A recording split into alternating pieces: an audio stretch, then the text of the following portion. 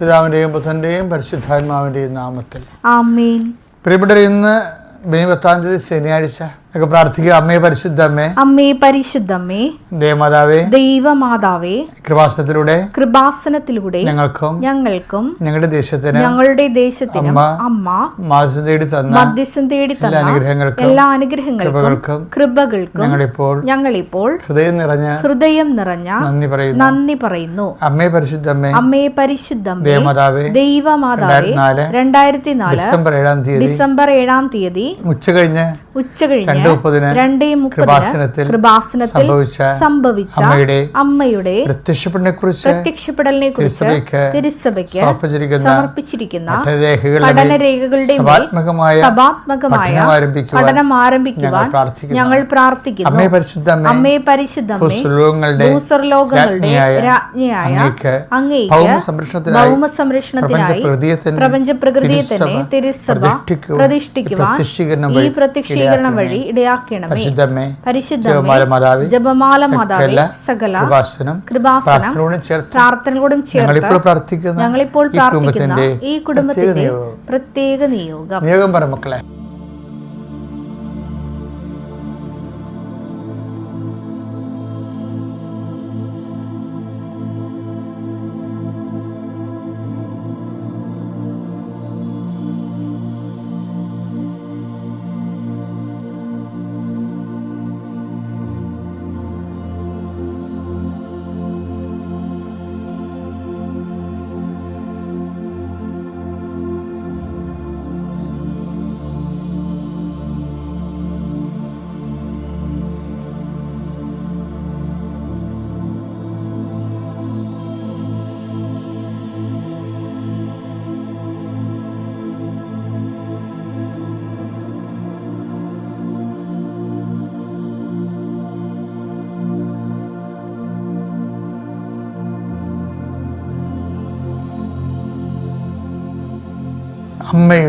അമ്മയുടെ പ്രത്യക്ഷീകരണത്തിന്റെ ഈ അനുഗ്രഹവേളയിൽ ഞങ്ങൾക്ക് സാധിച്ചു തരുവാൻ കനിയണമേ.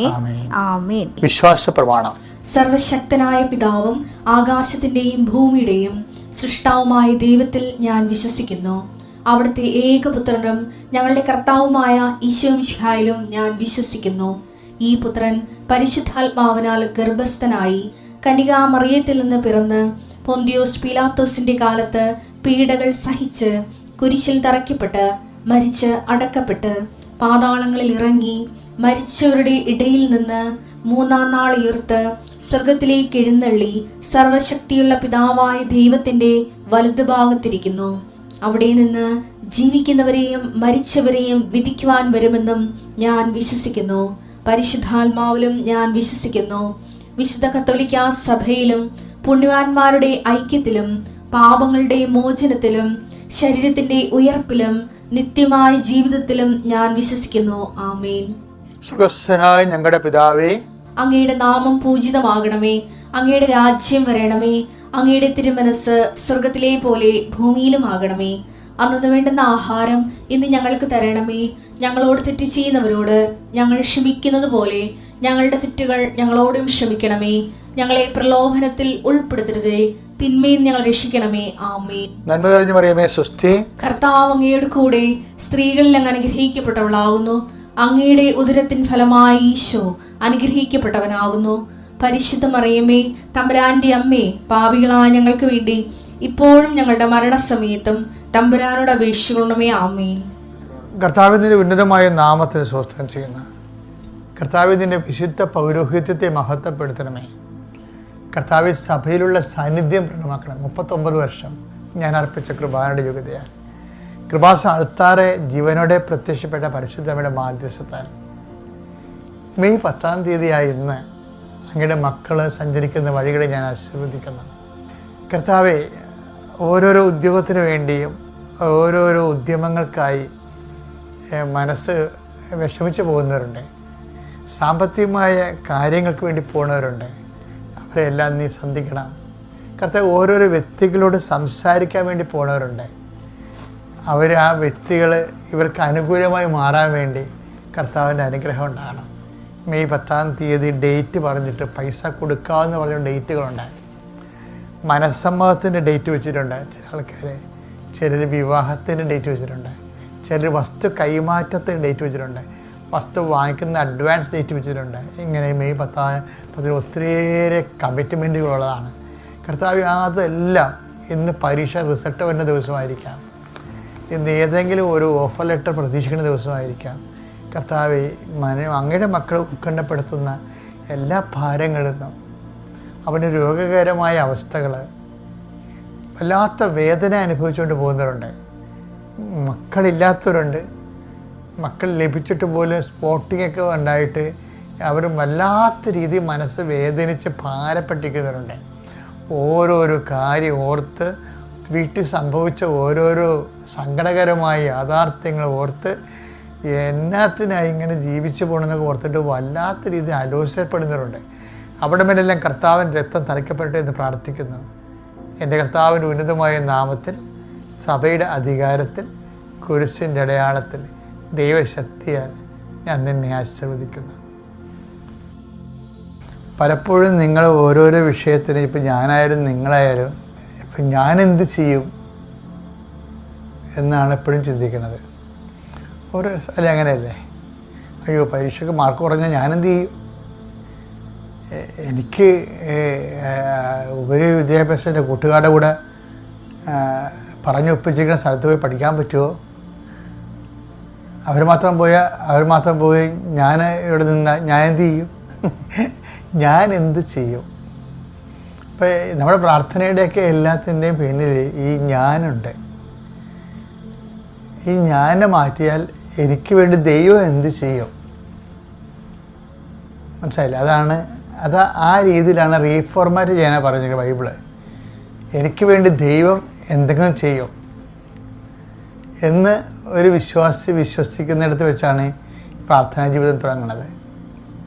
അപ്പോൾ അതുകൊണ്ട് തന്നെയാണ് ഞാൻ വെട്ടിക്കളയാൻ വേണ്ടിയാണ് പറയണത്, കർത്താവിൻ്റെ തിരുസന്നിധിയിൽ നിങ്ങളെ എളിമയോടെ വിനയത്തോടെ നിൽക്കണമെന്ന് പറയണത്. അപ്പം അതനുസരിച്ച് തന്നെ നമ്മൾ ഓരോരോ കാര്യത്തിനും ദൈവം എനിക്ക് വേണ്ടി ചെയ്യും, എനിക്ക് വേണ്ടി പ്രവർത്തിക്കും. അപ്പം അങ്ങനെ ചിന്തിക്കുകയാണെങ്കിൽ സ്വാഭാവികമായിട്ടും ഇതിൻ്റെ മുഴുവൻ റിസ്ക് നീ സ്നേഹിക്കുകയും വിശ്വസിക്കുകയും ആശ്രയം അർപ്പിക്കുകയും ചെയ്യിക്കണ ദൈവത്തിലാകും. അപ്പം അതുകൊണ്ട് പ്രാർത്ഥനാ ജീവിതത്തിൽ ഈ പ്രാർത്ഥനാപരമായ ഒരു എളിമയുണ്ട്. 1 വായിച്ചേ. ദൈവത്തിന്റെ ശക്തമായ കരത്തിന്റെ കീഴിൽ നിങ്ങൾ താഴ്മയോടെ നിൽക്കുക. അവിടുന്ന് തക്ക സമയത്ത് നിങ്ങളെ ഉയർത്തിക്കൊള്ളും. നിങ്ങളുടെ ഉത്കണ്ഠകളെല്ലാം അവിടുത്തെ ഏൽപ്പിക്കുവിൻ. അവിടുന്ന് നിങ്ങളുടെ കാര്യത്തിൽ ശ്രദ്ധാലുവാണ്. അപ്പം ഞാനെന്ത് ചെയ്യും എന്ന് ഇടയ്ക്കിടയ്ക്ക് ഇങ്ങനെ ഉദ്ദീപനം ചെയ്ത് ഉത്കണ്ഠ വലുതാക്കേണ്ട കാര്യമില്ല. ദൈവം എന്തെങ്കിലും ചെയ്തോളൂ എന്ന് പറഞ്ഞ് വിശ്വാസം അർപ്പിച്ച്, ഇങ്ങനെ വിശ്വാസം അർപ്പിക്കണമെങ്കിൽ എന്താ വേണ്ടെന്നറിയാവാ? ദൈവസ്നേഹമാണ്. ഇപ്പം ഈശോ പറഞ്ഞിട്ടില്ലേ, നിങ്ങൾ ഈ മലയോട് ഇവിടെ നിന്ന് മാറി, ഹൃദയത്തെ ശങ്കിക്കാതെ നിങ്ങളത് ഇവിടെ നിന്ന് മാറി കടലിൽ ചെന്ന് വീഴാൻ പറഞ്ഞാൽ അത് വീഴും. മർക്കോസിൻ്റെ സുവിശേഷം 11:23. സത്യമായി ഞാൻ നിങ്ങളോട് പറയുന്നു, ആരെങ്കിലും ഈ മലയോട് ഇവിടെ നിന്ന് മാറി കടലിൽ ചെന്ന് വീഴുക എന്ന് പറയുകയും ഹൃദയത്തിൽ ശങ്കിക്കാതെ താൻ പറയുന്നത് സംഭവിക്കുമെന്ന് വിശ്വസിക്കുകയും ചെയ്താൽ അവന് അത് സാധിച്ചു കിട്ടും. കാര്യം എല്ലാവർക്കും ഒരു ഉതപ്പുണ്ടാകുന്നൊരു വചനമാണ്. പിന്നെ മലയിൽ നിന്ന് മാറി മലയോട് പോയി കടലിൽ വീഴാൻ പറഞ്ഞാൽ വീഴും, നമ്മൾ ചുമ്മാ വീഴത്തില്ലെന്ന് പറയും. പക്ഷേ എന്താ അവിടുത്തെ പ്രശ്നം എന്ന് പറയുക, മലയെന്ന് പറഞ്ഞാൽ എന്താണ്? ജീവിത തടസ്സങ്ങളാണ്. ജീവിതത്തിൽ വിദ്യാഭ്യാസ തടസ്സം ഉണ്ടാവും, ലോൺ കിട്ടാൻ തടസ്സം വരത്തില്ലേ? അപ്പോൾ ഇങ്ങനെ ജീവിതത്തിൽ ഓരോ തടസ്സങ്ങൾ വരും. ഇതിന് എന്താണ് മലയെന്ന് പറയണത്. അപ്പോൾ എന്ത് ചെയ്യണം? ഈ ഈ തടസ്സം മാറാൻ വേണ്ടി എന്ത് ചെയ്യണം? ഹൃദയത്തെ ശങ്കിക്കാതെ. അപ്പോൾ അവിടെയാണ് പ്രശ്നമായത്. അപ്പോൾ നമ്മൾ ഓർക്കും ശങ്ക എങ്ങനെയായാലും ഉണ്ടാവില്ല മനുഷ്യനെ. പിന്നെ എങ്ങനെ ശങ്കിക്കാതെ എന്ന് പറഞ്ഞാൽ എങ്ങനെയാണ്? ഇപ്പം ശങ്ക ഉണ്ടാകാതിരിക്കാൻ എന്താ മാർഗം എന്നറിയാവോ? ഹൃദയത്തെ ശങ്കിക്കാതെ എന്നല്ല പറയണത്. ഇപ്പം ഹൃദയമാണ് നമ്മൾ ടാർഗറ്റ് ചെയ്യേണ്ടത്. ഈ വിശ്വസിക്കണത് എന്താണ്? ഹൃദയത്തിലല്ലേ വിശ്വസിക്കണത്. ഇപ്പം യേശു കർത്താവാണെന്ന് ആധരം കൊണ്ട് ഏറ്റു പറയും. ദൈവം അവനെ മരിച്ചവരെന്ന് ഉയർപ്പിച്ചെന്ന് ഹൃദയത്തിലാണ് വിശ്വസിക്കണം മനുഷ്യൻ, അല്ലേ? 10:9 റോമ 10:9 ആകയാൽ യേശു കർത്താവാണ് എന്ന് അധരം കൊണ്ട് ഏറ്റുപറയുകയും ദൈവം അവനെ മരിച്ചവരിൽ നിന്ന് ഉയർപ്പിച്ചു എന്ന് ഹൃദയത്തിൽ വിശ്വസിക്കുകയും ചെയ്താൽ നീ രക്ഷ പ്രാപിക്കും. ഹൃദയത്തെ ശങ്കിക്കാതെ എന്ന് പറയുമ്പോൾ വിശ്വാസത്തിന് വരാൻ സാധ്യതയുള്ള കൗണ്ടർ പാർട്ട് എന്താണ്? എതിർ ശക്തി എന്താണ്? സംശയമാണ്. അപ്പോൾ വിശ്വാസത്തിന് എതിരെ വരാൻ സാധ്യതയുള്ളത് മനുഷ്യൻ്റെ സംശയമാണ്. ഈ സംശയത്തെ എങ്ങനെ അതിജീവിക്കണത്? അത് സ്നേഹം കൊണ്ടാണ് അതിജീവിക്കണത്. മനസ്സിലായില്ലേ? 1 Corinthians 13:7 സ്നേഹം സകലതും വിശ്വസിക്കുന്നു. അതാണ് സംഭവം. സ്നേഹം സകലതും വിശ്വസിക്കുന്നു, സകലതും പ്രത്യാശിക്കുന്നു, സകലത്തെയും പ്രത്യാശിക്കുന്നു. അപ്പോൾ ഇവിടുത്തെ പ്രശ്നം വെച്ചാൽ ഈ സംശയത്തെ അതിജീവിക്കണം എങ്ങനെയാണ്? സകലത്തെയും അതിജീവിക്കുന്നു പറയണല്ലേ. അപ്പം എങ്ങനെയാണ് അതിജീവിക്കണത്? സ്നേഹം കൊണ്ടാണ് അതിജീവിക്കണത്. ഇപ്പോൾ ഒരു അമ്മയുടെ എളിയിൽ ഒരു കുഞ്ഞിരിക്കണം. അപ്പോൾ അത് അവിടെ നിന്ന് കളിക്കുകയും ചിരിക്കുകയും ചെയ്തുകൊണ്ടിരിക്കുക, ഒരു പ്രശ്നവുമില്ല. പിന്നെ ഭക്ഷണം കഴിച്ചുകൊണ്ടിരിക്കും. നമ്മുടെ അരയിരുന്നുണ്ട്. കുഞ്ഞ് അതിൻ്റെ താഴേക്ക് നോക്കുമ്പോൾ ആ ആഴങ്ങളെക്കുറിച്ച് ചിലപ്പോൾ ഒരു തെങ്ങിൻ്റെ മുകളിൽ കയറിയിരിക്കുന്ന പോലെയുള്ള ആഴങ്ങളായിരിക്കും കുഞ്ഞിനെ സംബന്ധിച്ചിടത്തോളം താഴേക്ക് നോക്കുമ്പോൾ കാണുന്നത്. പക്ഷേ കുഞ്ഞ് അവിടെ നിന്ന് അതൊന്നും മൈൻഡ് ചെയ്യത്തില്ല. എന്താണ്? ഭയങ്കരമായ എൻ്റെ അമ്മേനെ താഴെ ഇടുകയോ ഇല്ലയോ എന്ന് കൊച്ചിന് സംശയമില്ല. സ്നേഹമാണ് ആ സംശയം മാറ്റുന്നത് കൊച്ചിൻ്റെ. പക്ഷേ കൈമാറിയൊന്ന് എടുത്ത് നോക്കി, ഒരു അപരിചിതമായ വ്യക്തിയൊന്ന് എടുത്തു നോക്കി, അപ്പം കൊച്ചിനെ നിലവിളിച്ച് വരും, കരച്ചിൽ വരും. അപ്പം ഇത് വരുന്ന വെച്ചാൽ സംശയത്തെ നമ്മൾ വിശ്വാസത്തിൻ്റെ ഉള്ളിൽ എപ്പോഴും വരുന്ന ഈ മാങ്കാണ്ടിയുടെ അത് പുഴു എന്ന പോലെയാണ് ഈ വിശ്വാസത്തിൻ്റെ ഉള്ളിൽ സംശയം വരണത്. അപ്പോൾ അത് ശരിക്കും പറഞ്ഞാൽ ഈ മാങ്ങാണ്ടിയുടെ പുഴു എങ്ങനെയാണ് വേണ്ടത്? അത് പൂവായിരുന്ന സമയത്ത് തന്നെ മുട്ടയിട്ട് പോകുന്നത് കൊണ്ടാണ് അതിൻ്റെ അകത്ത് നിന്ന് വളരണത്. ഇതുപോലെ വിശ്വാസത്തിൽ തന്നെയും, വിശ്വാസം രൂപപ്പെട്ട് വരുന്ന കാലത്ത് തന്നെയും സംശയങ്ങളും രൂപപ്പെട്ടു വരും. അതുകൊണ്ടാണ് ഈ നിങ്ങൾ കുഞ്ഞുനാളിലൊക്കെ പിള്ളേരെ